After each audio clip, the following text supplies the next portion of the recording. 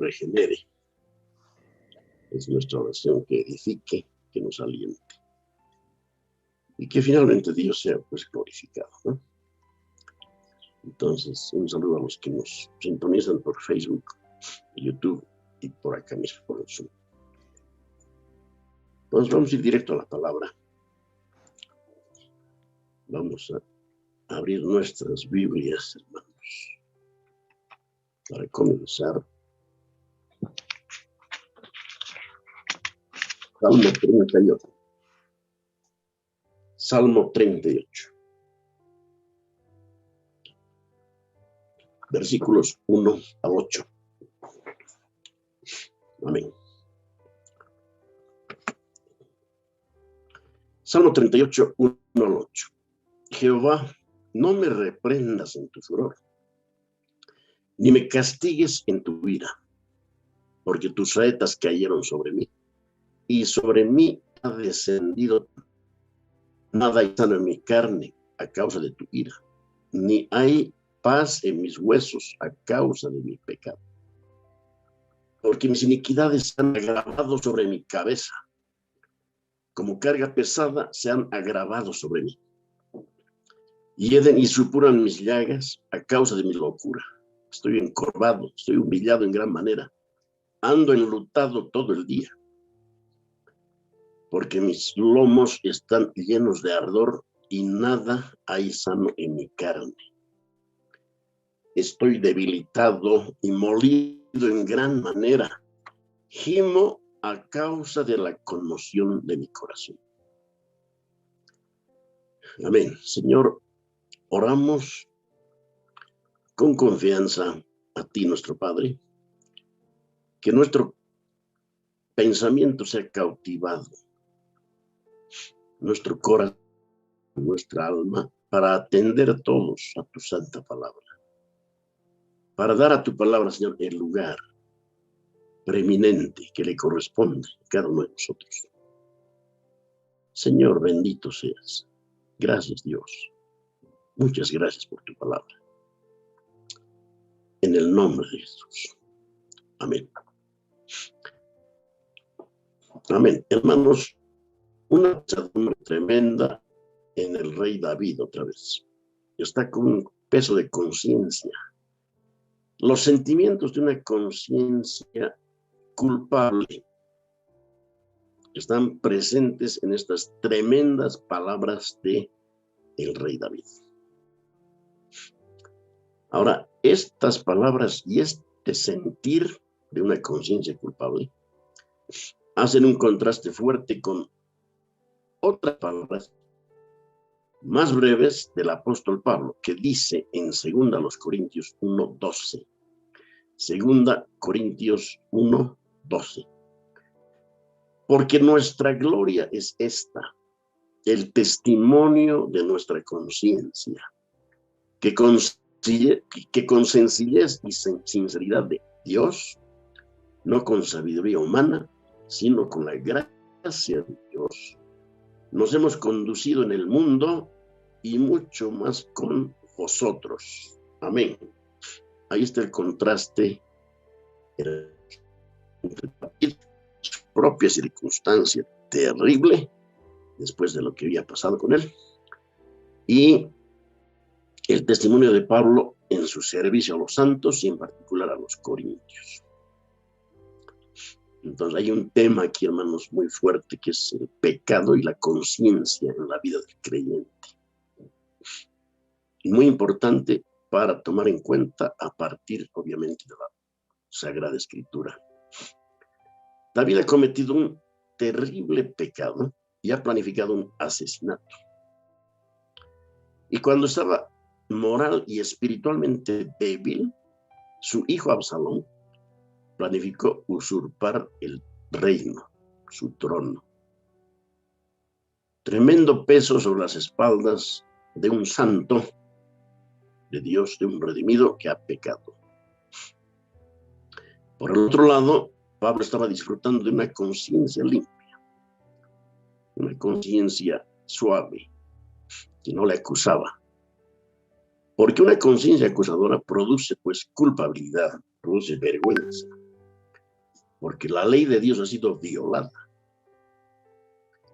Dios nos ha dado la conciencia para amonestarnos, para advertirnos, ¿no? La conciencia limpia es el resultado de una obediencia a su palabra.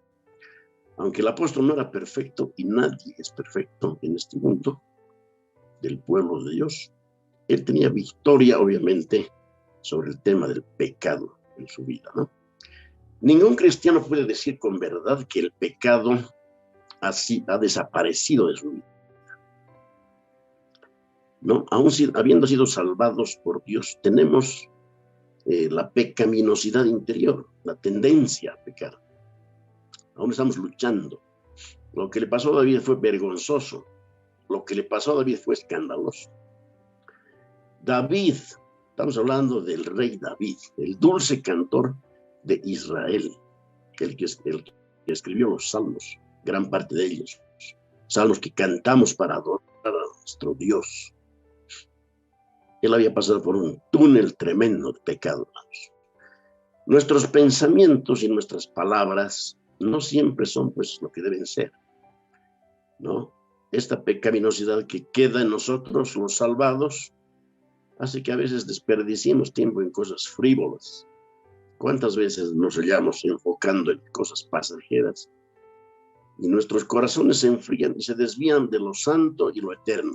Desenfocamos fácilmente. Ahora, Pablo dice en Romanos 6:14, porque el pecado no se enseñoreará de vosotros, pues no estáis bajo la ley, sino bajo la gracia. En el versículo 17 de Romanos 6, escuchen lo que dice el apóstol. Pero gracias a Dios, que aunque erais esclavos del pecado, habéis obedecido de corazón a aquella forma de doctrina a la cual fuisteis entregados, y libertados del pecado, vinisteis a ser siervos de la justicia. Gloria a Dios. Ahora, hermanos, habiendo sido salvados de esa esclavitud del pecado, de la paga y la potestad del pecado, lo cierto es que hay un remanente. Remanente quiere decir resto o residuo, o un principio, el principio de pecado dentro de nosotros, lo cual no es la esclavitud antigua, para nada. Pero no podemos negar esta realidad, hermanos. No podemos negar sin mentir. Por ejemplo, 1 Juan 1, 8 al 10. Mejor leemos 8 y 10 nomás. Si decimos que no tenemos pecado, nos engañamos a nosotros mismos y la verdad no está en nosotros. El 10 dice, si decimos que no hemos pecado, le hacemos a él mentiroso y su palabra no está en nosotros. Dos declaraciones falsas que no deberían salir de los labios de un creyente. Primera, no tenemos pecado. Segunda, no hemos pecado. Ambas son falsas. Ambas son falsas, hermanos. Porque si decimos que no tenemos pecado, hermanos, nos engañamos a nosotros mismos.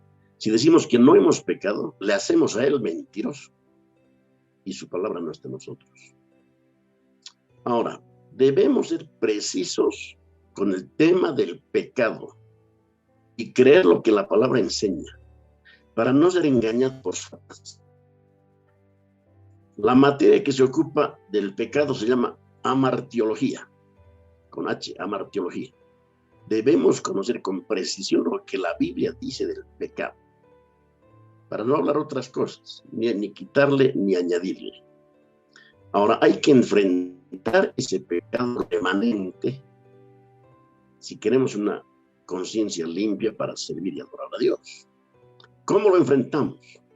Entonces vamos a mirar una historia, corresponde a los textos que les dejé anoche. Entonces, como ya están leídos, esto va a ir con mucho.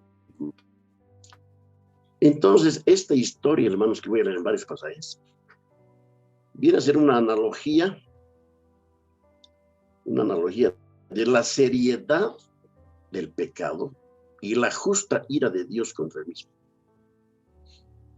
Vamos a mencionar a Amalek, ese personaje siniestro. Amalek que quiere decir belicoso, también quiere decir pueblo que lame. Es hijo de Elifaz y Timna, la concubina de Elifaz. Por tanto, nieto de Esaú. Ya sabemos de qué línea es Amalek. Nieto de Esaú. Esta palabra también se usa, la palabra Amalek, en sentido colectivo. Y entonces significa amalecitas. Voy a empezar a leer primero el primer libro de Samuel 15:1, y así varios textos, hermanos. Por favor, con toda nuestra atención, aquí está la clave. Primero Samuel 15:1. Después Samuel dijo a Saúl: Jehová me envió a que te ungiese por rey sobre su pueblo Israel. Ahora, pues, está atento a las palabras de Jehová. Saúl, hermanos, era un hombre especial, alto, más que todos, de la tribu de Benjamín. Y era querido por el pueblo. El pueblo lo pidió y Dios se lo concedió. Aunque en este pedido hubo un desprecio a Dios. Ahora, para ser ungido como rey y entrar en funciones, debía escuchar las palabras del Señor, porque eso es lo que Samuel está diciendo. Escucha ahora atentamente a las palabras de Jehová. Versículo 2. Así ha dicho Jehová de los ejércitos: yo castigaré lo que hizo Amalek a Israel al oponerse en el camino cuando subía de Egipto. Ve, pues, y hiere a Amalek y destruye todo lo que tiene, y no te apiades de él. Mata a hombres, mujeres, niños y asnos de pecho, vacas, ovejas, camellos y asnos. En otras palabras, hermano, la instrucción es: haz desaparecer a Amalek y su tribu de manera despiadada. Nada de rehenes, nada de botines. Solo quiero la muerte de todos. Esa es la instrucción del Señor. Ahora un paréntesis: ¿por qué Dios actúa así? ¿Qué es amor? Bueno, los amalecitas corresponden a una tribu nómada antigua y ellos ocuparon el sur de Canaán. Como descendientes de Esaú, estaban pues fuera de la línea de la promesa. Eso es todo. Hijos del diablo. Como en el tiempo del Señor Jesucristo hubo algunos que eran hijos del diablo y el Señor se los dijo en su cara: ustedes son hijos del diablo y los deseos de vuestro padre el diablo queréis hacer. Eso es todo. Entonces odiaban estos amalecitas a los judíos con todo el corazón. Y cuando entraron en la tierra de Canaán inicialmente, los israelitas tenían miedo. En Cades Barnea titubearon mucho porque temían la conocida ferocidad de Amalek. Era una tribu en extremo feroz, terrible, hermanos, para hacer daño, para matar, para causar dolor. Y los amalecitas atacaron a Israel en Refidim, poco después de la salida de Egipto. Y esta fue la famosa batalla, ustedes se acuerdan, en Éxodo 17, cuando Aarón y Hur tuvieron que sostener en alto los brazos de Moisés para la victoria. Porque los brazos de Moisés se cansaban estando levantados. Los cobardes amalecitas habían atacado por la retaguardia a esta inmensa masa humana que salía de Egipto, el pueblo de Dios, camino a la tierra prometida. Y los atacaron por detrás para masacrarlos.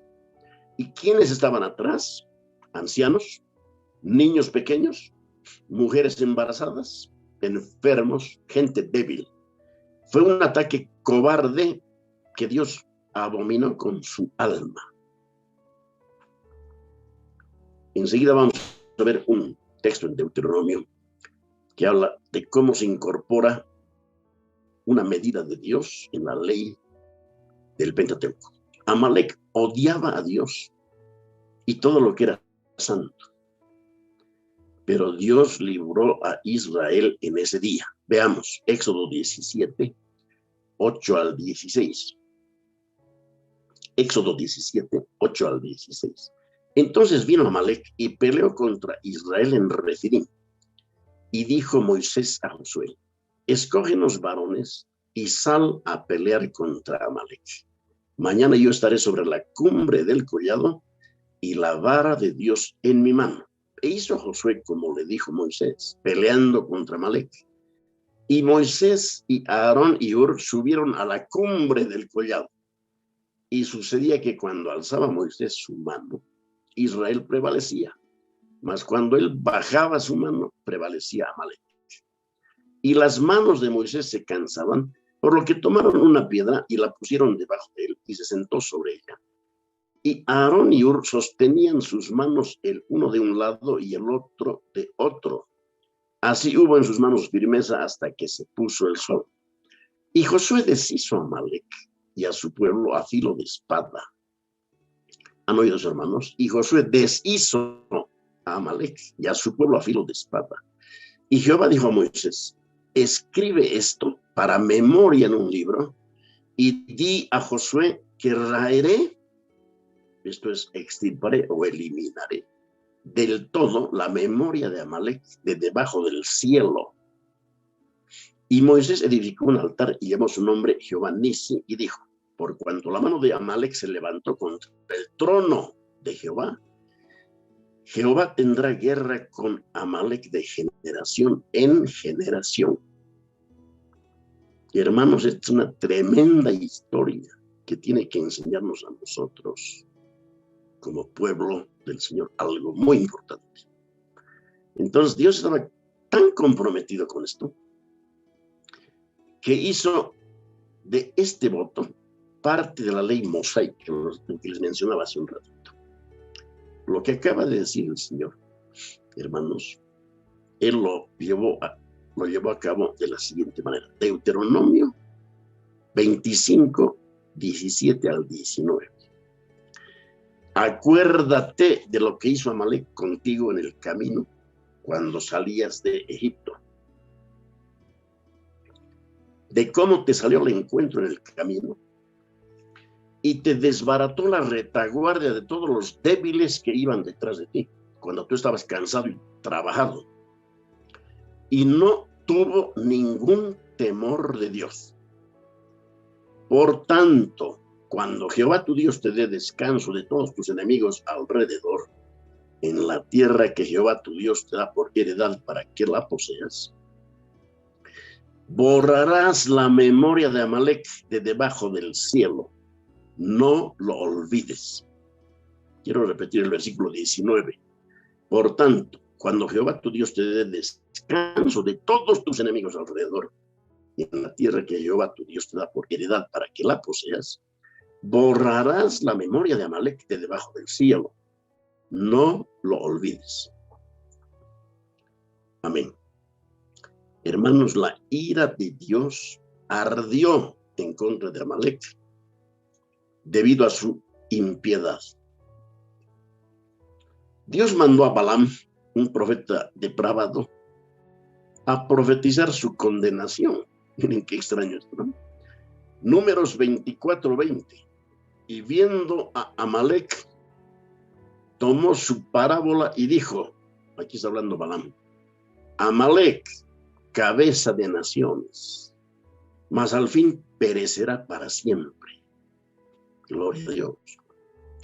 Finalmente llegó el día en que Dios cumpliría su propia promesa y haría desaparecer a Amalek de sobre la faz de la tierra y mandó hacerlo por medio del rey de Israel. ¿Quién estaba reinando, hermanos?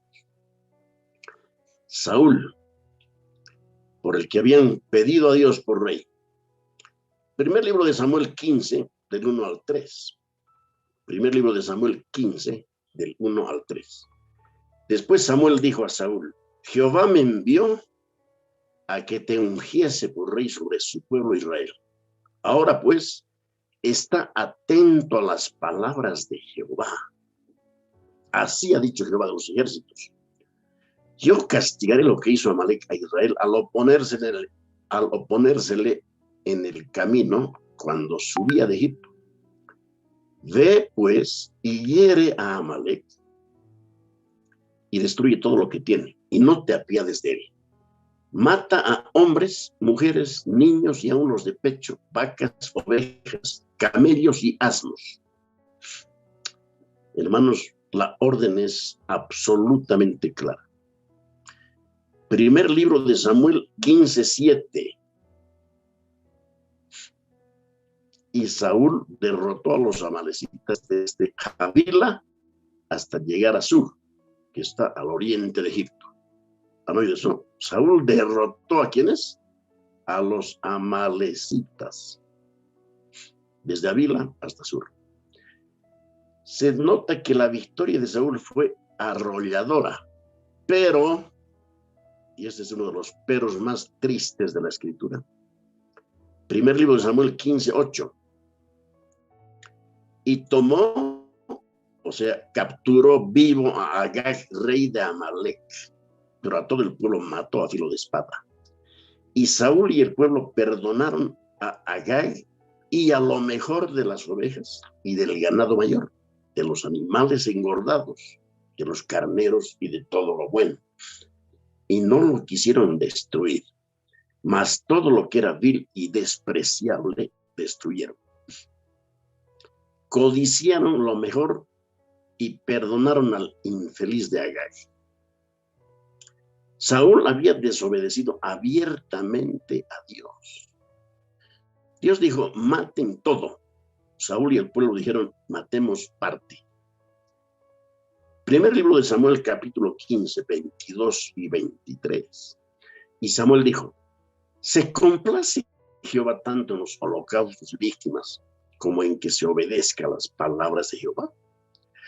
Ciertamente el obedecer es mejor que los sacrificios y el prestar atención que la grosura de los carneros. Porque como pecado de adivinación es la rebelión y como ídolos e idolatría la obstinación. Por cuanto tú, Saúl, desechaste la palabra de Jehová, él también te ha desechado para que no seas rey. Vamos a los versículos 32 y 33. Después dijo Samuel, traedme a Agag, rey de Amalec. Y Agag vino a él alegremente. Y dijo Agag, ciertamente ya pasó la amargura de la muerte. Y Samuel dijo, como tu espada dejó a las mujeres sin hijos, así tu madre será sin hijos entre las mujeres. Entonces Samuel cortó en pedazos a Agag delante de Jehová. Y fue una muerte, hermanos, tremenda, definitiva. A diferencia de Saúl y el resto de los israelitas, Samuel entendió el corazón de Dios. Samuel entendió el sentir del corazón de Dios. Tenía que haber una destrucción total. Pero Saúl no lo entendió, hermanos. Samuel sí. Bueno, esta es una imagen, hermanos, de la actitud de Dios en contra de Amalec, o sea, en contra del pecado, porque eso es lo que significa. Imagen. Las escrituras registran que unos años después, la tribu perversa, con un vigor renovado, atacó el territorio del sur y tomó cautivos a todas las mujeres y niños. Miren, hermano, cuando no se obedece al Señor, hay consecuencias. Escuchen sobre Amalec lo siguiente. Todo lo que está escrito en el Antiguo Testamento es figura y sombra de las cosas que nosotros experimentamos hoy, en los días del Nuevo Testamento. De tal manera que este enemigo del pueblo de Dios, llamado Amalec, tiene un gran significado. Nuestra carne, nuestro viejo hombre, este enemigo que nosotros tenemos adentro y que forma alianza con otros dos enemigos que están afuera, el mundo y Satanás. Eso es Amalec. Primer libro de Samuel 30, 1 al 4. Escuchen, hermanos, cómo resurge el enemigo cuando no se le ha dado muerte. Primer libro de Samuel 30, 1 al 4. Cuando David y sus hombres vinieron a Ziklag al tercer día, los de Amalec habían invadido el Negev y a Ziklag y habían asolado a Siclag y le habían prendido fuego. Y se habían llevado cautivas a las mujeres y todos los que estaban allí, desde el menor hasta el mayor.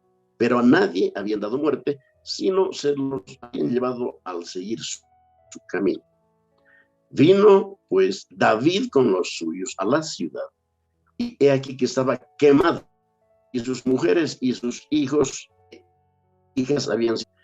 Entonces David y la gente que con él estaba alzaron su voz y lloraron hasta que les faltaron las fuerzas para llorar. Las dos mujeres de David, Ahinoam, jezreelita, y Abigail, la que fue mujer de Nabal, también eran cautivas. ¿Qué les parece, hermanos? ¿Qué situación tremenda tenemos aquí? Entonces, este terrible grupo de amalecitas ha vuelto a atacar y con más fiereza que nunca. Primer libro de Samuel, capítulo 30, 16 al 20.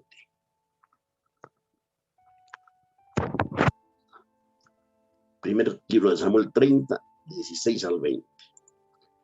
Lo llevó, pues, y he aquí que estaban desparramados sobre toda aquella tierra, comiendo y bebiendo y haciendo fiesta por todo aquel gran botín que habían tomado de la tierra de los filisteos y de la tierra de Judá.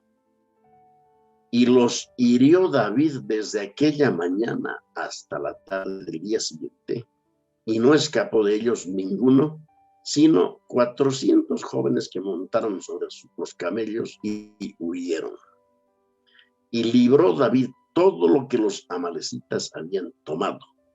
Y asimismo libertó David, y no les faltó cosa alguna, chica ni grande, así de hijos como de hijos. Recuperó David. Tomó también David todas las ovejas y el ganado mayor, y trayéndolo todo delante, decían: este es el botín de David. Hermanos, David, por la misericordia de Dios, rescató a esas mujeres e hijos cautivos y todo ese botín de personas. Gloria a Dios. Y este es un principio tremendo que nos ayuda a entender la actitud de Dios hacia los pecadores y su ira santa contra el pecado. Entonces, como analogía, esta historia nos enseña mucho. Cuando fuimos salvados, hubo una derrota aplastante del pecado en nosotros. Pero hay pecados que permanecen. Tenemos a nuestros agagues y hay que despedazarlos sin misericordia. De lo contrario, van a atacar nuestros corazones y van a robarnos la fuerza espiritual. Las Escrituras nos llaman a enfrentar nuestro pecado hasta matarlo. Y hasta que no hagamos eso, no vamos a experimentar lo que Pablo experimentó: confianza en Dios y una conciencia limpia. Entonces vamos a nuestra aplicación. Colosenses 3:5. Vamos a leer lo mismo del Antiguo Testamento, pero en el lenguaje del Nuevo Testamento.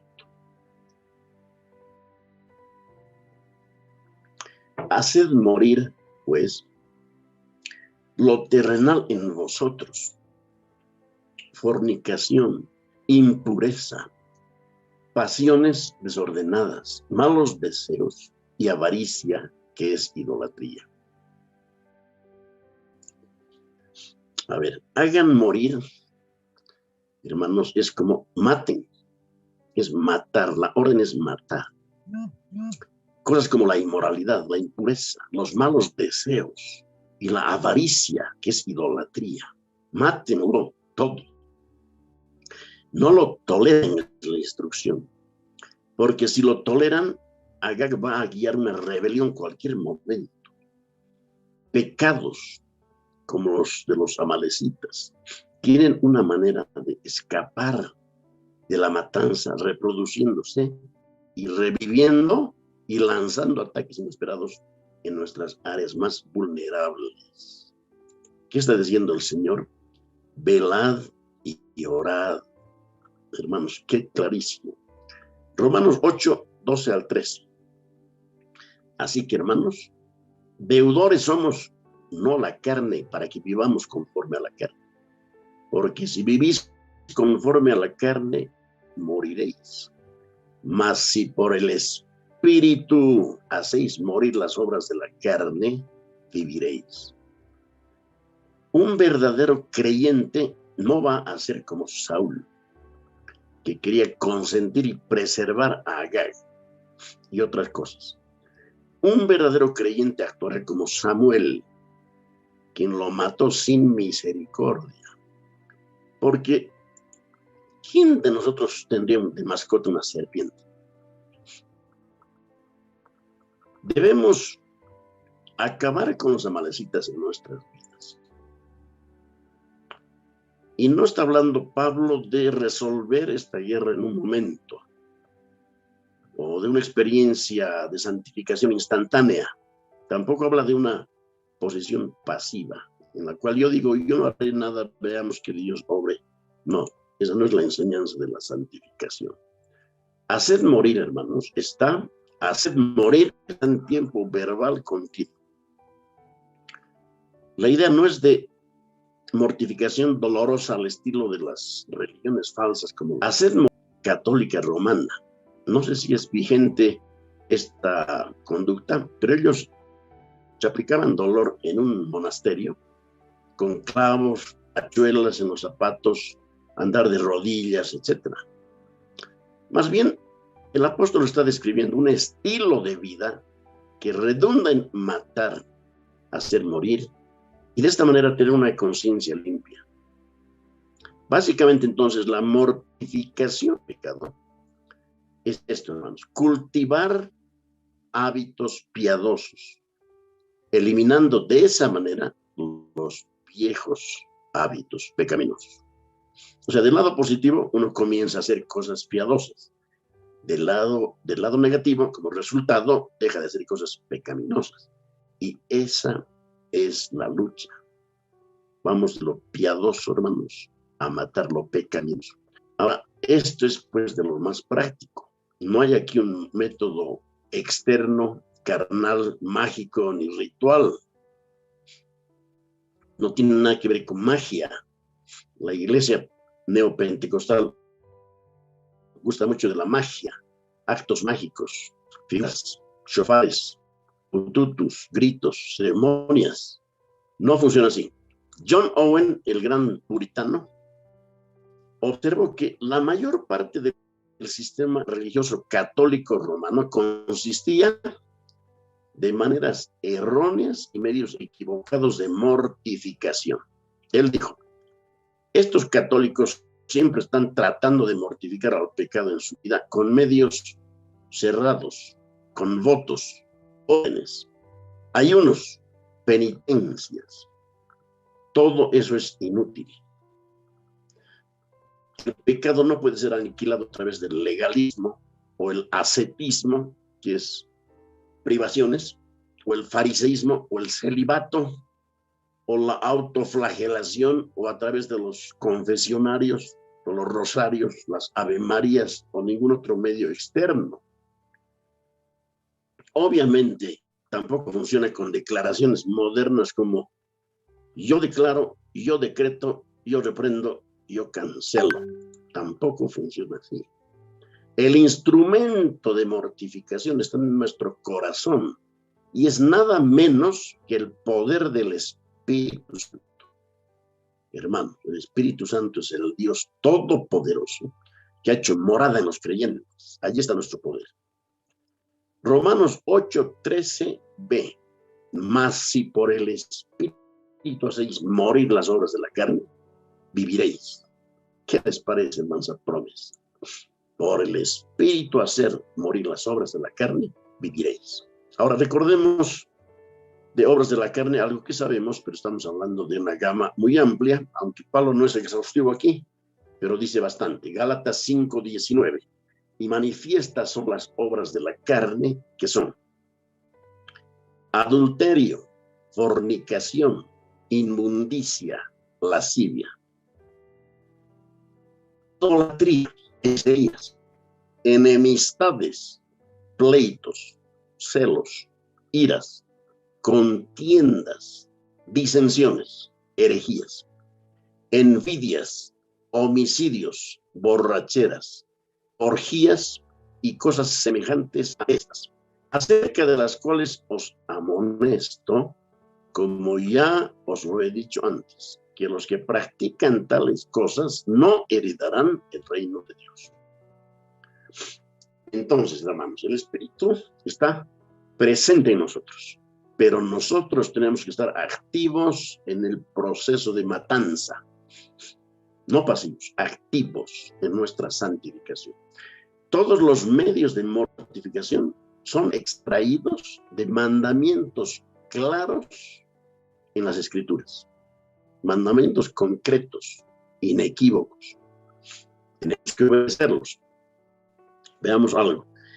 Si una persona va a matar al pecado remanente en su vida, y ese es el único modo de una conciencia limpia, debe hacer así. 1. Absténgase de deseos carnales. Este es un mandamiento muy concreto. Absténgase de deseos carnales.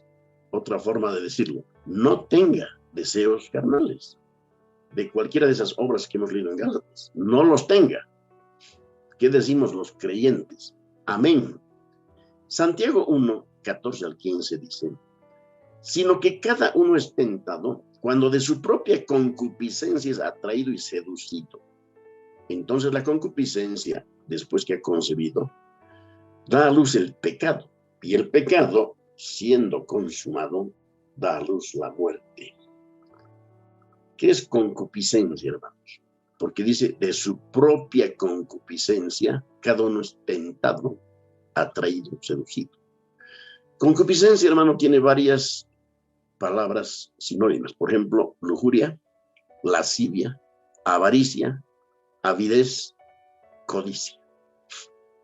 O sea, son deseos fuera del orden de Dios, eso es todo. Son deseos malos, falsos, enemigos de nuestras almas. Ahora, ¿quiénes de los cristianos ya no tienen concupiscencia? ¿Habrá alguno? Veamos lo que dice Romanos 6:2. No reine, pues, el pecado en vuestro cuerpo mortal, de modo que lo obedezcáis en sus concupiscencias. Hermanos, no hay cristiano que no tenga la concupiscencia en sus miembros, en su naturaleza carnal. No reine, pues, el pecado en vuestro cuerpo mortal, de modo que lo obedezcáis en sus concupiscencias. Las concupiscencias están allí. Ese no es el problema. El problema, según la doctrina bíblica del pecado, es obedecer a esas concupiscencias. Y aquí, hermanos, no estamos informando nada. Todos sabemos de estos deseos. Todos los cristianos. El que no tiene esta lucha no es creyente. 1 Pedro 2:11. Amados, yo os ruego como a extranjeros y peregrinos que os abstengáis de los deseos carnales que batallan contra el alma. El mandamiento, hermanos, aquí es clarísimo. Absténganse de los deseos carnales. Ese es el qué. Y es un muy concreto qué. ¿Qué dice? Absténganse de los deseos carnales. Deseos que nacen de la carne y se ocupan de las cosas carnales y son ejercitados en los de la carne.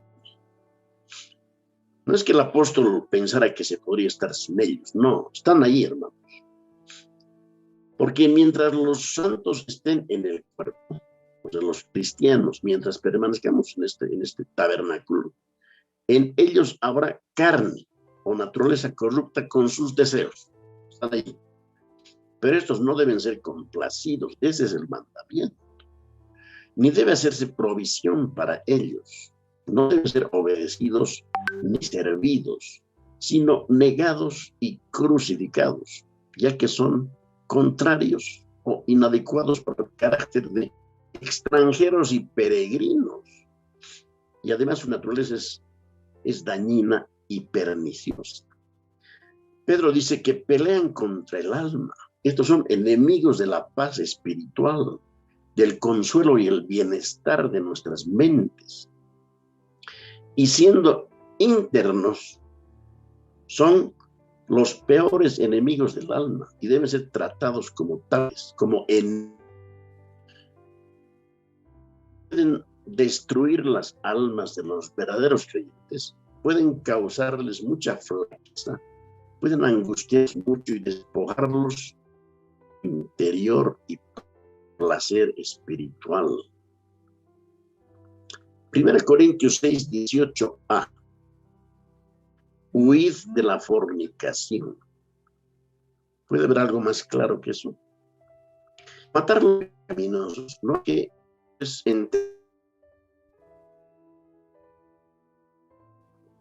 Tampoco hay que esperar que un poder celestial los neutralice a través de la oración. No hay eso. No buscar y reprender al supuesto demonio que los produce. No hay tal cosa, hermanos. Aquí está el medio más simple y directo al pecado. Deje de tener el deseo de pecar. Deténgalo. Ese es el qué. Nos está mandando la palabra algo concreto. Deje de tener el deseo de pecar. Dejando de tener el deseo pecaminoso, de pecar naturalmente. Ahora, ¿cómo lo detengo? Surgirá en nuestras mentes, ¿cómo lo detengo? Y recordemos siempre Filipenses 4:13 o 2:13, que dice: ocupaos en vuestra salvación con temor y temblor. ¿Por qué? Porque Dios es el que en vosotros produce, así el querer como el hacer por su voluntad. ¿Cómo los tengo? ¿Cómo trato? ¿Con qué poder trato con Amalek? Santiago 4:7. Someteos pues a Dios, resistid al diablo y huirá de vosotros. Hermanos, sometámonos pues a Dios.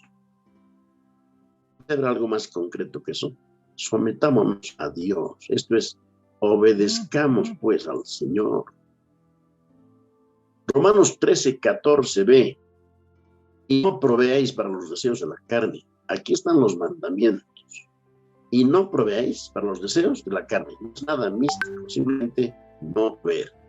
El deseo pecaminoso debe ser detenido antes de que comience a ejercer su fuerza. Si alguien lucha, por ejemplo, con la glotonería, consejo sería que no tenga papitas fritas y chisitos a mano. Si alguien es tentado por el deseo sexual, no exponga su mente a imágenes que lo alimenten. Si alguien tiene la tendencia a murmurar, trate de no enterarse de las últimas noticias. No proveer para los deseos de la carne es como matarla de hambre. Es muerte por inanición. Muerte por inanición. La muerte es el resultado de dedicarnos a Dios. La muerte, hermanos, de Amalek es el resultado de dedicarnos a Dios.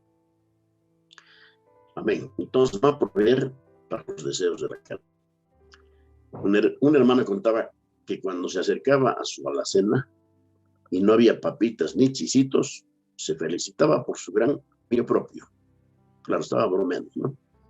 Entonces el consejo es no hacer preparativos para la posibilidad de pecar. Matar el deseo antes de que cobre fuerza es de inteligentes. Ahora, Romanos 13, versículos 13 y 14. Romanos 13, 13 y 14. Andemos como de día, honestamente, no en glotonerías y borracheras, no en lujurias y lascivias, no en contiendas y envidia. Ese es el qué. Ahora, ¿cómo se hace esto? Sino vestíos del Señor Jesucristo. Ahí está, hermanos. Ahí está cómo Dios produce esta victoria. Sino vestíos del Señor Jesucristo. Es decir, enfoque el corazón en Cristo y lo otro morirá de hambre. Esa es la solución bíblica. Primera Juan 3:3. Y todo aquel que tiene esta esperanza en él, ¿qué esperanza? Ser semejantes a él cuando se manifieste. Se purifica a sí mismo, así como él es puro. Entonces, consejo, enfoque su corazón en Cristo y en llegar a ser semejante a él. Anhele estas cosas, nos manda la palabra, y adórele. Es una ley espiritual que uno se vuelve como el objeto que adora. A ver, veamos de 135, 15 al 18. Los ídolos de las naciones son plata y oro, obra de manos de hombres. Tienen ojos y no ven, tienen orejas y no oyen. Tampoco hay aliento en sus bocas. Semejantes son los que los hacen y todos los que en ellos confían. Hermano, ¿podemos creer esto? Es real, hermano. Un artífice de ídolos se vuelve, hermano, como ellos, un muerto más. Los paganos se vuelven como sus dioses. La gente se vuelve como sus ídolos. Cualquier ídolo, hermanos, de cualquier material o cualquier ídolo vivo, de esos vivos muertos, pueden ser deportistas o modelos o cantantes, uno se vuelve como ellos. ¿Cuánto más los cristianos nos iremos asemejando a Cristo? Si hacemos de Cristo el enfoque de nuestra vida, y así es como obra el Espíritu Santo. Y esto no es místico tampoco. ¿Qué es volverse a Cristo? ¿Qué es enfocar en Cristo si no es hablar con Él, escudriñar su palabra, predicar el Evangelio y hacerlo todo para la gloria de Dios? Nosotros sabemos esto. Entonces, conforme enfocamos el corazón en Cristo, nos hacemos más semejantes a Él. Amén. Salmo 119, 11. Qué sabiduría aquí, hermanos. Salmo 119, 11. En mi corazón he guardado tus dichos para no pecar contra ti. Yo creo que leyendo como estamos haciendo con Primera Juan y ahora Mateo, hermanos, estamos guardando los dichos del Señor en nuestra mente, o sea, en nuestro corazón. Josué 1:8, nunca se apartará de tu boca este libro de la ley, sino que de día y de noche meditarás en él, para que guardes y hagas conforme a todo lo que en él está escrito, porque entonces harás prosperar tu camino y todo te saldrá bien. En medio de este versículo dice, sino que de día y de noche meditarás en él, ¿para qué? Para que guardes y hagas conforme a todo lo que no está escrito. Claro, hermano, si meditamos en él, si enfocamos en Cristo, vamos a hacer lo que a Cristo le agrada y correspondientemente vamos matando a la carne. Cristo oró así en Juan 17:17. Santifícalos en tu verdad. Tu palabra es verdad. Qué hermoso, hermanos. Lo mismo que lo de Josué. O de Colosenses 3:16. La palabra de Cristo more en abundancia en nosotros. Este mandamiento. La palabra de Cristo more en abundancia en vosotros. Ya pues, hermanos, la palabra en abundancia. ¿Qué? More. Cuando la palabra llena nuestra mente y la domina y la satura, nuestro enfoque está en Cristo. De esa manera descubrimos la espada del Espíritu, que es la palabra de Dios. Y con esa espada despedazamos a Amalek. Hermanos, la espada del Espíritu es un arma eficaz y la tenemos. Cristo la usó en la tentación y salió victorioso. Entonces, meditar en la palabra de Dios lleva a enfocar en Cristo, lo cual lleva a que no hagamos provisión para la carne, lo cual lleva a abstenernos de deseos pecaminosos. Ahora, algo que es absolutamente esencial en este bello camino y proceso, orar sin cesar. Cuando los discípulos le pidieron al Señor Jesús, enséñanos a orar, un elemento en la oración que Cristo les enseñó fue Mateo 6:13. Y no nos metas en tentación, mas líbranos del maligno. Entonces es cuestión de orar y pedir. Mateo 26:41. Velad y orad para que no entréis en tentación. Salmo 19:13. Libra además a tu siervo de pecar a sabiendas. No permitas que tales pecados me dominen y de multiplicar mis pecados. Nueva versión internacional.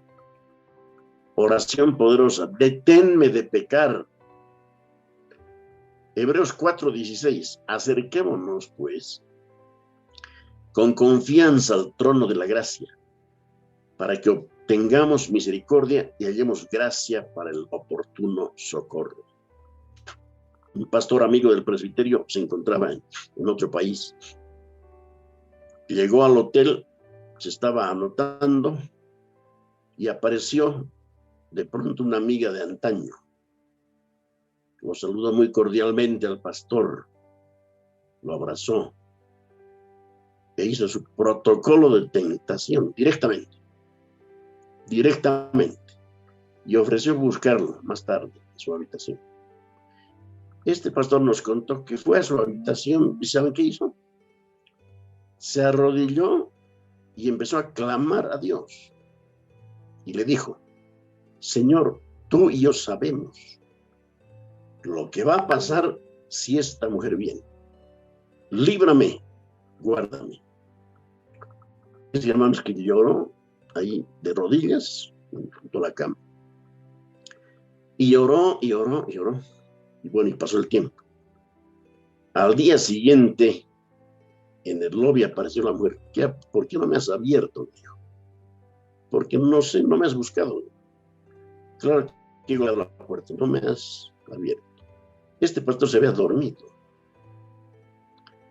Y Dios lo guardó de esa manera. En el tiempo de tentación es cuando necesitamos gracia y misericordia. Y es cuando Dios las provee.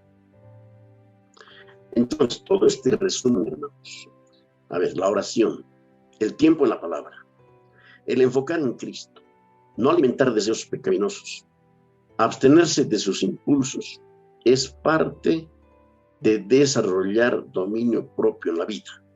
Y esa es la santificación práctica que obra el Espíritu Santo dentro de nosotros con nuestra participación como cristianos.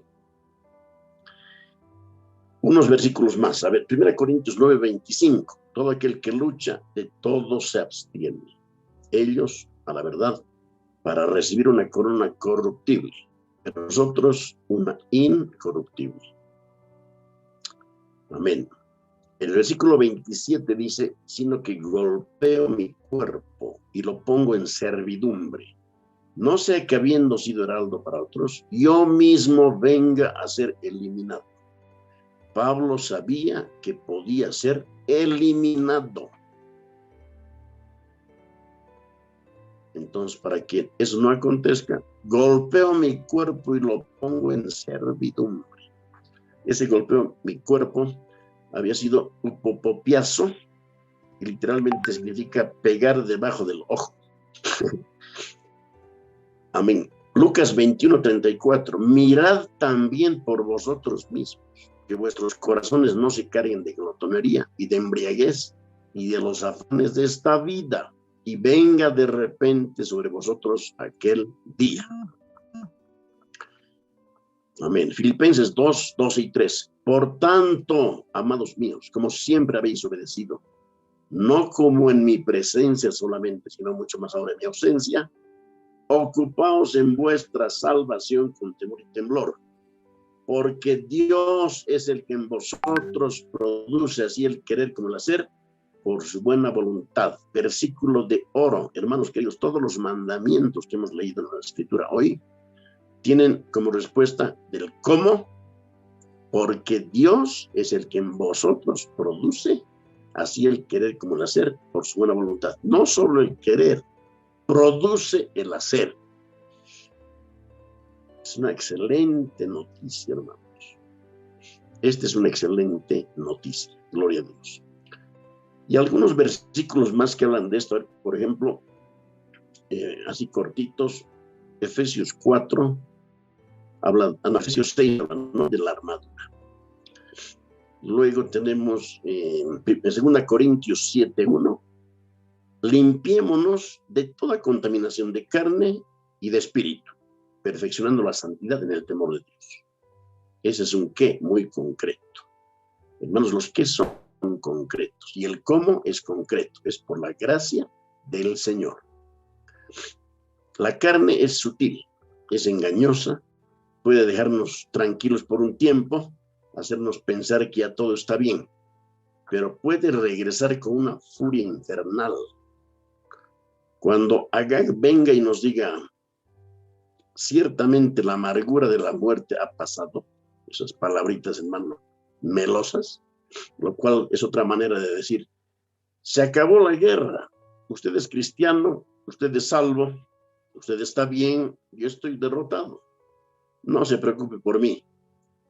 Cuando Agag y sus amigos amalecitas quieran hacer la paz con nosotros, los cristianos, y declarar el fin de las hostilidades, ahí es cuando tomamos la espada y lo hacemos pedazos.